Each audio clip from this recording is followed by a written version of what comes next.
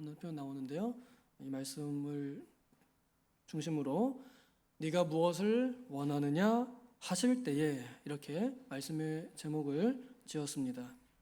네가 무엇을 원하느냐 하실 때에. 느헤미야 이야기는 여기 계신 분들이라면은 다 들어보았을 것이고 또 그 줄거리도 알고 결말도 아실 것이라 생각합니다. 그래도 대략적으로 설명을 해보자면 이스라엘이 하나님의 말씀을 지지리도 안 들어서 이스라엘의 나라가 없어졌습니다. 그 이름이 지도상에서 없어졌습니다. 나라는 이제 정복당해서 망했고요. 그 중에 많은 사람들이 그 바벨론과 페르시아로 포로로 끌려갔습니다. 그리고 그 끌려간 자리에서 그래도 여전히 하나님께 기도하는 사람들이 있었는데 그들의 기도는 회복을 위한 기도였습니다. 솔로몬에게 약속하신 대로 하나님 예루살렘을 향해서 기도하면 그 기도를 하늘에서 들으시고 멀리 흩어진 곳에서라도 다시 돌아오게 하시다는 약속을 지키시옵소서 하면서 수백 년간, 수십 년간 평생을 기도하며 외로운 타지에서 고군분투했던 사람들이 있었습니다. 그들의 이제 한 2, 3세대 되는 사람이 느헤미야입니다. 저 먼 곳에 외국 나라 바벨론과 페르시아 그 나라에 태어나서 성장한 것 같고요. 좋은 가문에서 성장한 것 같고 또 머리가 좋았던 사람인 것 같고 성실한 사람인 것 같습니다. 그래서 비록 포로로 끌려온 사람이긴 하지만 공무원이 됐어요. 공무원 철버튼이죠. 그리고 고위 관리가 됐습니다. 왕 앞에 설 수 있는 그런 이 직급까지 올라갔습니다. 그리고 왕이 신뢰하고 또 왕이 좋아하는 그런 인격자로 성장했습니다. 그리고 중요한 요직에 이제 맡겨졌는데 그때를 위하여 또 이 일을 위하여 하나님께서 그 자리에 올리신 줄을 우리는 발견합니다. 느헤미야 입장에서는 그냥 거기 있으면 편합니다. 고생할 필요가 없어요. 왕이 나를 인정해 주는데 뭐 더 필요한 게 있겠습니까? 그런데 느헤미야의 마음은 자기의 본국 이스라엘에 있었고 자기의 본국이 그 성전이 있는 예루살렘에 그 마음이 있었습니다. 그래서 예루살렘의 성벽과 성문이 다 불타버렸다 하는 소식을 들었을 때 그때 마음을 찢고 하나님 앞에서 금식하면서 기도했습니다. 하나님 불쌍히 여겨주세요. 우리 조상님들이 잘못해서 망한 거긴 하지만 그래도 하나님 불쌍히 여겨주세요 하고 기도하기 시작했습니다. 그 기도하기 시작한 이후부터 하나님께서는 천사를 보내셨고 그 응답이 오늘 이 본문에서 이루어지는 것을 우리는 함께 읽었습니다. 4개월 동안 대략 기도를 했는데요. 느헤미야가 얼마나 어떻게 기도했는지 우리는 이 본문을 통해서 알 수 있습니다. 느헤미야가 또 어떤 이 성품으로 하나님을 대하며 기도했는지도 알 수 있습니다. 느헤미야는 성실하게 자신의 일을 잘 감당하면서 다른 날과 똑같이 출근해서 왕에게 술잔을 올려드리는 일을 했습니다. 술잔을 올려드린다는 것은 이제 기미 그 상궁 뭐 이런 관리하는 사람들이거든요. 왕이 독살당하지 않게 먼저 먹어보는 역할을 하는 건데요. 이것도 왕이 신뢰하는 사람이 아니면 맡기지 않는 일입니다. 그리고 왕을 죽일 수도 있는 굉장히 위험한 자리이기도 합니다. 그래서 아무나 세우지 않아요. 그런데 이 일을 하는 느헤미야를 왕이 어느 날 보고서 물어봅니다. 관심을 가져요. 야, 너 무슨 일 있냐? 라고 관심을 가지는 겁니다. 이 일이, 이 왕의 물음이, 왕의 마음이 하나님 안에 있어서 하나님께서 뜻하시는 대로 이루어지는데 이것이 바로 보이지 않는 하나님의 천사를 통해서 주신 응답입니다. 너 무슨 일 있냐? 만약에 이럴 때요 느헤미야가 괜찮습니다. 별일 없습니다. 이랬으면은 뭐예요? 아무 일도 일어나지 않았습니다. 그동안에 느헤미야가 울며 금식했던 것이 허사로 돌아갈 수도 있었습니다. 그런데 느헤미야는 이 기회를 놓치지 않고 잡았습니다. 영적으로 민감한 그 각성 상태에 있었기 때문에 알아챈 것 같아요. 왕이 지금 나한테 관심 가지고 물어보는 거 이거 하나님 응답이다 하고 이젠 그동안에 기도하면서 쌓아놨던 얘기를 할 수 있는 기회임을 알고 말을 하기 시작하는 거예요. 근데 이 말을 있는 대로 하게 되면은 왕이 기분 나쁠 수도 있는 말입니다. 왜냐면은 그 느헤미야가 슬퍼했던 내용인 이스라엘의 패망을 누가 시킨 거냐면 바로 앞에 있는 이 사람의 선배님들, 조상들이 한 거거든요. 이 사람들이 또 아직 놔주지 않고 있기 때문에 그대로 계속 내가 포로 생활하고 있는 거고요. 그러니까 조금만 잘못 말해가지고 감정적으로 나가면은 너 때문에 우리나라 망했잖아 이렇게 말할 수도 있어요. 당신 때문입니다 막 이렇게 할 수도 있어요. 그 원망이 보통 그랬으면 우리 같으면 그냥 막 꽉꽉 찰 수도 있습니다. 내가 더러워서 어쩌면 얘 먹고 살기 위해서 공무원 하고 있지 기여만 있어봐라 너를 그냥 복수해버리겠다 뭐 이럴 수도 있는데 느헤미야는 말을 그렇게 하지 않았습니다. 임금님, 제가 소식을 들었는데 저의 고향에 우리 조상들의 묘실이 다 부서졌답니다 하고 이렇게 말해요. 이 말은 이 사람들에게 있어서 묘실은요 영생을 위한 공간이기도 하고요 내세에 생활할 만한 어떤 그런 가치를 가지고 있습니다. 그래서 묘실이 굉장히 중요했어요. 지금 시대는 별로 그렇지 않잖아요. 이때는 그렇게 믿었던 시대입니다. 그러니까 아무리 이 강팍한 왕이라 해도 이 사람 되게 나쁜 그 철권 통치를 하는 사람이기 때문에 단호하고 무서운 사람이에요. 잔인하고. 그런데 이 왕이 그 말을 듣고 자기에게 죄책감을 느끼지 않고요 공감을 느끼게 말했습니다. 너의 조상들의 묘실? 니네 앞으로 돌아갈 그 고향? 이렇게 생각한 거예요. 그러니까 이 왕이 마음이 움직여가지고 느헤미야에게 야 그럼 내가 뭐 도와줄 거 없냐? 하고 이렇게 물어보는 겁니다. 그걸 여기 성경의 고급진 단어로 네가 무엇을 원하느냐라고 이렇게 표현되어 있습니다. 이때 느헤미야가 참 지혜롭게 또 말을 합니다. 그냥 바로 딱 돈 주세요 이렇게 하는 게 아니에요. 내놓으세요 이렇게 하는 게 아니에요. 왕에게 은혜를 입었사오면 그러면 이러이러한 것들은 좀 챙겨주시면 좋겠습니다 라고 얘기를 합니다. 여기에 결론을 말하면 성을 건축하게 하옵소서이고요. 그 다음에 성을 건축하는데 필요한 몇 가지들만 조금 챙겨주세요 라는 말입니다. 성을 건축한다는 건 사실은 국방력을 키운다는 말이거든요. 그러면 이 왕이 생각할 때는요 그럼 독립하겠다는 말인가로 이해할 수도 있습니다. 그렇죠. 그걸 굉장히 조심스럽게 얘기를 한 거고요. 그 다음에 그냥 보내주는 것만으로도 감지덕지인데 뭘 또 달라 그래요. 뭘 달라 그러면은 들보를 달라 그럽니다. 그러니까 모든 재료들 다 주세요는 아니에요. 들보를 주세요. 그러니까 진짜 그 우리나라에는 없는 이 제목들을 좀 주셔서 그걸로 들보를 가지고 잘 세울 수 있게 조금만 도와주시면 좋겠습니다. 그 다음에 제가 거기까지 가는 동안에 무사 패스 통과할 수 있도록 왕의 통행증을 발급해 주십시오 라고 이렇게 요청을 합니다. 그래서 왕이 흔쾌히 이것을 허락하고 물어봅니다. 그러면 너 얼마쯤 걸릴 것 같냐? 그래서 느헤미야가 제가 어느 때까지는 갈 수 있을 것 같습니다. 돌아올 수 있을 것 같습니다. 왕이 뭐예요? 느헤미야랑 계속 같이 있고 싶은 거예요. 인정받은 거죠. 그리고 호의를 얻어서 왕이 호위병까지 보내줍니다. 왕의 재산을 지키기 위해서 왕이 호위병까지 내주는 거예요. 그러니 얼마나 대단한 일입니까? 이 일이 이루어져서 느헤미야는 한 1000km 정도 이렇게 갑니다. 한 3-4달 걸렸을 것 같아요.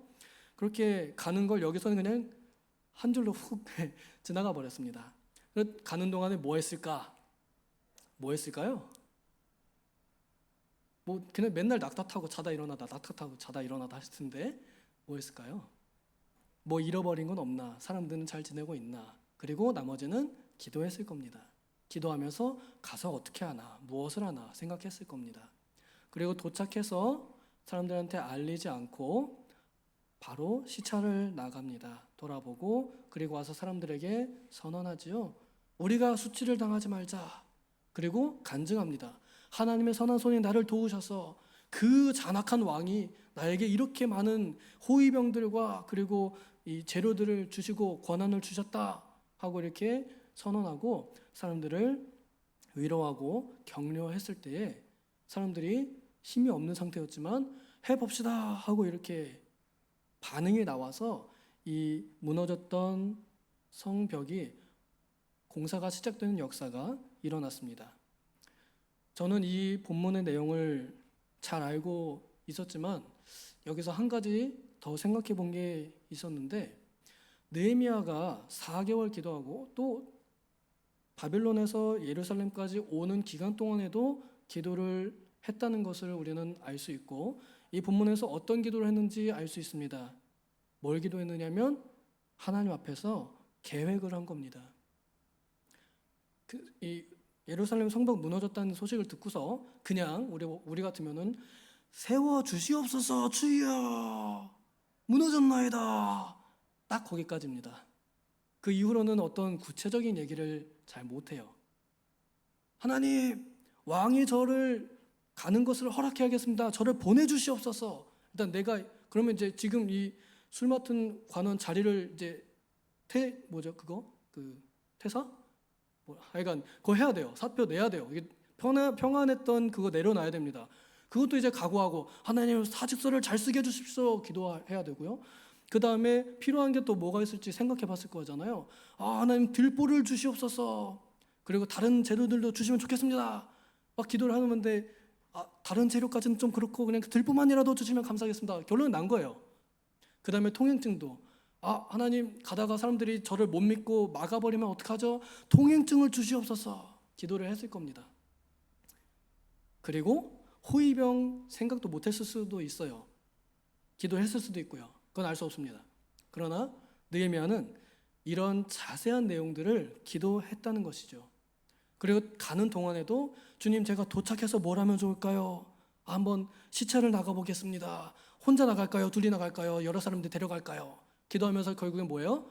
소수의 극소수의 사람들만 은밀하게 나가는 걸로 결정나고, 그 다음에 사람들한테 어떻게 말을 해서 그 사람들의 마음을 움직일까요? 우리가 수치를 당하지 말자, 이런 멘트를 할 때에 사람들이 저를 도와주게 반응하게 하옵소서 기도했을 겁니다. 별로 공감이 안 가시나요? 그 다음에 사람들이 그래도 묻지 않으면 저는 하나님에 대해서 간증할 겁니다. 하나님께서 나의 선한 손으로 이렇게 도우셨다고 말할 겁니다. 하나님 도와주시옵소서. 요약하면 이런 내용들을 장장 4개월, 8개월 동안 했을 겁니다. 하나님 앞에서 느헤미야는 계획을 짜고 하나님과 함께 조율을 했다는 것을 우리는 이 본문을 통해서 알게 됩니다. 느헤미야가 그냥 막연하게 불쌍히 여기시옵소서, 아니면 세워 주시옵소서, 무너졌나이다 이렇게만 말했다 그러면은 왕에게 이런 질문이 왔을 때, 내가 너한테 뭘 해줄까라는 질문이 왔을 때 느헤미야가 한번 좀 생각 좀 해보겠습니다, 다음에 와서 또 다시 말씀드리겠습니다, 이렇게 됐을 가능성이 높습니다. 왜 그러냐면 제가 그럴 때가 많기 때문에 그래요. 기회가 왔을 때 딱 그 자리에서 이거 필요합니다 딱 얘기하면은 뭐예요? 그 자리에서 바로 그래 오케이 진행시켜 할 수 있는데 항상 뒤로 밀어요. 다음에 좀 더 생각해 보겠습니다. 이러니까 준비가 안 된 거예요. 기도는 많이 하는데 준비가 안 된 거니까 기회가 왔을 때 못 잡는 겁니다. 여러분, 하나님께서 왕의 입술을 통해서 이렇게 기회를 주신다 그럴 때 느헤미야가 이 기회를 잡을 수 있었던 건 그냥 기도만 한 게 아니라 기도하면서 계획을 했기 때문이라는 것을 저는 여기서 발견했습니다. 사실 이거는 제가 지어낸 게 아니고 우리 좋은 계약신학연구원 수업 시간에 강의 시간에 교수님이 해준 말씀 듣다가 생각난 거예요. 그러네, 느헤미야가 준비 안 했으면 이때 이거 대답 못 했겠구나, 그걸 깨달은 겁니다. 그러니 신학원 등록해서 공부하는 게 좋아요, 안 좋아요? 등록은 안 해도 그냥 듣기만 해도 좋아요, 안 좋아요? 좋겠죠? 온라인으로도 되니까 저한테 얘기만 하세요. 제가 편하게 들을 수 있도록 안내해 드릴게요. 날마다 하나님 말씀 안에 사는 거, 이거 참 행복입니다. 오늘 이 말씀을 들으신 여러분들을 축복합니다. 부디 이제는 우리가 기도할 때마다 그냥 같은 말만 도와주세요 막연하게 하기보다 하나님과 함께 회의하는 시간을 가지면 좋을 것 같습니다. 그러면 느헤미야가 기도한 이 4개월 동안의 기간이 길었을까요? 지루했을까요? 짧았을까요? 즐거웠을까요? 저는 즐거웠을 거라 생각하고 그것도 짧게 느껴졌을 수도 있겠다 생각합니다. 이거 굉장히 대형 프로젝트입니다.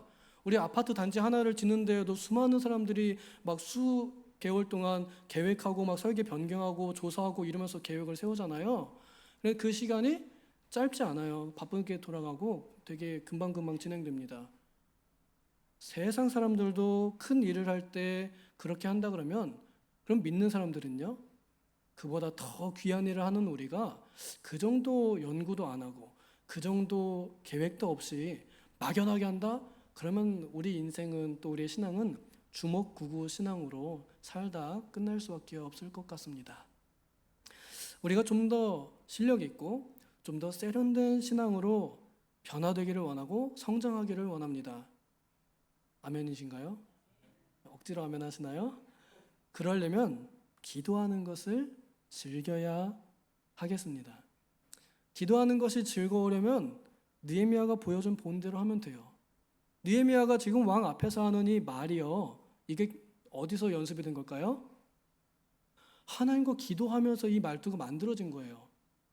그러니까 왕한테 이렇게 얘기할 수 있는 겁니다. 그래서 느헤미야는 이 왕과의 대화가 곧 하나님과의 대화였습니다. 여기 잠깐 하나님께 묵도했다 그러는데 이거 느헤미야의 필살기입니다. 여러분 갑자기 무슨 큰일이 생길 때 단 한마디 기도할 수 있다 그러면 뭐라고 기도하시겠습니까? 우리 연세 지긋하신 권사님들은 한마디 나와요. 아버지! 이거 한번 나옵니다. 저 같은 경우는 불쌍히 여기시옵소서 이겁니다. 불쌍히 여기시옵소서. 제 필살기예요. 저는 죄뿐입니다. 불쌍히 여기시옵소서. 늘 기도의 첫 마디입니다. 그런 거 하나쯤은 가지고 계셔야 되지 않겠어요? 예? 그러지 않겠어요? 한번 생각해 보시면 좋겠습니다. 그래서 느헤미야가 잠깐 이제 묵도 주여 불쌍히 여기시옵소서 하고서 이렇게 왕 앞에서 브리핑을 쫙 한 겁니다. 프레젠테이션 한 거예요. 그래서 왕이 거기서 바로 사인 오케이 한 거죠. 저는 이것을 비단 그 예루살렘 성벽 짓는 일, 오늘날로 하면은 하나님의 나라를 건축하거나 또 교회를 만들어가는 일만으로 한정짓지 않습니다. 느헤미야는 자신의 자리를 옮겨서 왕의 술 맡은 관원에서 뭘로 옮겼냐면 예루살렘의 총독으로 옮겨서 예루살렘 성벽을 재건하는 일, 그리고 예루살렘에 무너진 신앙을 재건하는 일로 자신의 진로를 변경을 했어요. 그럼 느헤미야는 이 기도를 하면서 뭘 한 거냐면 자신의 꿈을 만들어가고 자신의 길을 찾아간 겁니다.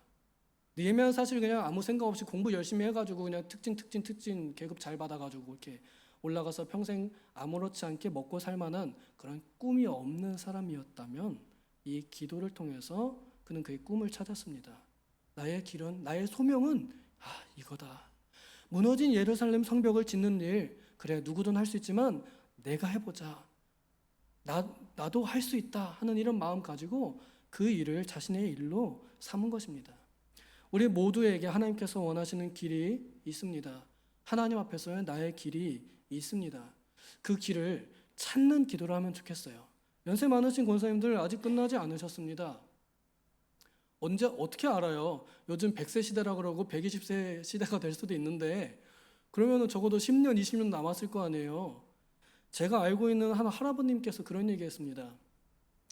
지금 나이가 한 90살인데 내가 70세 때 늦었다고 생각했더니 벌써 20년 지났다. 20년이면 굉장히 긴 세월이잖아요. 그때부터라도 뭘 시작했으면 지금 뭐라도 했을 건데 나는 그때부터 계속 나는 늙었다, 나는 할 수 없다 이래가지고 이제 90살이다. 그럼 어떻게 해요? 이제 90살이니까 갈 준비해야 되는데 그래도 나는 아직 남아있다. 나는 아직 할 수 있다. 이런 마음 가지면 100살에 죽을 때 10년 더 할 수 있는 거잖아요. 그러니까 나이가 너무 많다고 해서 그런 거에 기죽을 필요 없다는 말입니다. 얼마나 되었든지 간에 내 길이 하나님께서 끝내라 하기 전까지는 끝나지 않기 때문에 그러면 하나님께서 내게 원하시는 길이 무엇인지 찾는 거 그거 우리 죽을 때까지 계속 해야 하는 일입니다. 나는 갈 길 모르나 나를 인도하소서, 나를 가르치소서. 이것이 우리가 해야 할 기도입니다. 이제 너무 뒤만 돌아보는 기도 그리고 지금 상황에 대한 한탄만 하는 기도가 아닌 앞으로 미래를 위해 계획하고 준비하는 기도를 하면 좋겠습니다. 그래서 우리 금요 기도회가 그런 의미가 있으면 좋을 것 같아요. 비행기가요, 미국에서 한국으로 오거나 한국에서 미국으로 가거나 할 때요, 딱 좌표 찍고서 그냥 자동주행 이러면 한 번에 쭉 가는 게 아니랍니다. 다 알고 계시죠? 계속 이러면서 간다는 거예요. 그래서 멀리서 볼 때는 이렇게 쭉 이어져 있지만 자세히서 보면 계속 왔다 갔다 이렇게 오른쪽 왼쪽 오른쪽 왼쪽 이러면서 가는 거예요. 저는 금요 기도회가 바로 그 포인트 지점이라고 생각해요. 내가 너무 치우쳤나? 내가 너무 치우쳤나? 너무 치우쳤나? 그러면서 계속 조율하는 겁니다. 하나님 앞에서 그런 기도를 하면서 인생을 인도받는 시간, 이 시간이 되기를 소망합니다. 기도하겠습니다. 하나님 아버지, 우리는 너무나 미련하고 게을러서 기도한다 하지만 참 막연하게만 기도했던 것 같습니다. 그리고 인생 사는 대로만 살아서 오늘 여기까지 왔습니다. 그러나 주님께서는 분명히 나에게 두신 뜻이 있고 나를 통해서 하시고자 하는 일이 있을 텐데, 하나님의 손이 되어 하나님께서 이 땅에 하고자 하는 그 모든 일들, 하나님의 뜻이 나를 통해 이 땅에 이루어지고 하나님의 나라가 나를 통해서 이 땅에 임하고 하나님의 영광이 나를 통해서 이 땅에 비치는 역사가 내 길을 통해서 일어나기를 원합니다. 주님, 이 금요 기도회를 통해서 나의 길을 한번 돌아보고 그리고 하나님 앞에서 결심하고 함께 회의하는 시간이 되게 하여 주시옵소서. 그래서 기도하는 것이 지루하지 않고 즐겁고 벅찰 수 있도록 인도하여 주시옵소서. 이 기도로 우리의 길을 인도하여 주시옵소서. 감사드리며 예수님의 이름으로 기도하옵나이다. 아멘.